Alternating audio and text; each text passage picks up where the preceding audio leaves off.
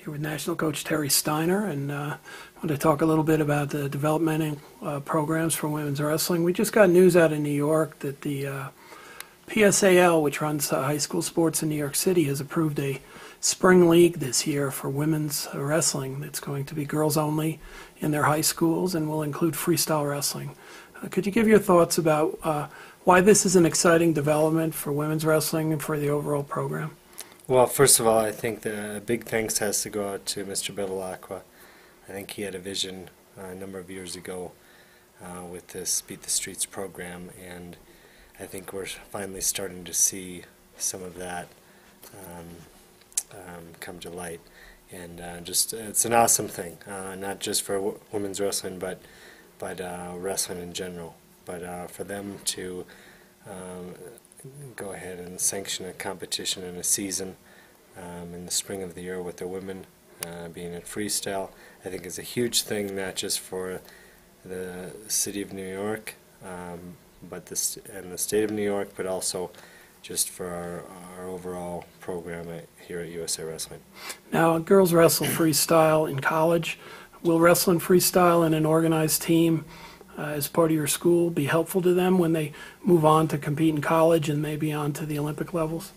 Well, I think anytime we have that kind of structure that's set up right now in New York City, and you know, they're getting to know what a season is like, they're learning competition, they're starting to get coaches around them on a daily basis or weekly basis, and so you know, it's going to prepare them better for competition down the road. And you know, that it's freestyle is even more exciting, because they're being trained in the Olympic style of wrestling from the beginning on up.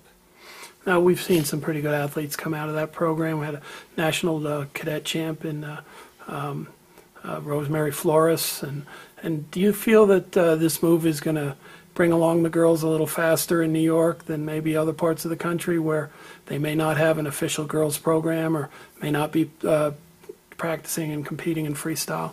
Well, I think yes. I mean, I think that any time we can keep this to the Olympic style and not even bring folk style into the picture, I think for, you know, the rest of the world wrestles freestyle year round and all their lives. So if we can keep that freestyle from the beginning on up, it's going to streamline things a little bit for those girls. And you know, again, I can't, you know, emphasize enough the importance of what Mr. Bevilacqua has done, what Cheryl Wong is doing.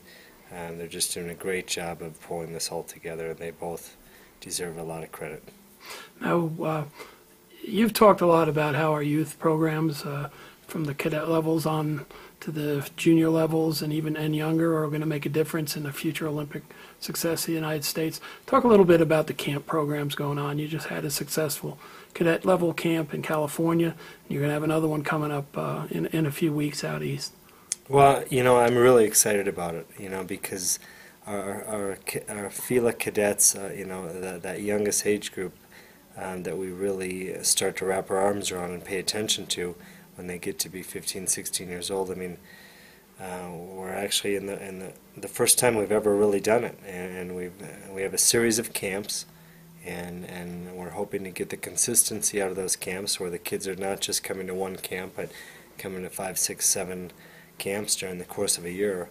I'm really excited about it. I think we got a great group of cadets right now, and I'm excited about being able to spend the time to develop those girls. And I think we're going to see the benefits of the camp series very quickly.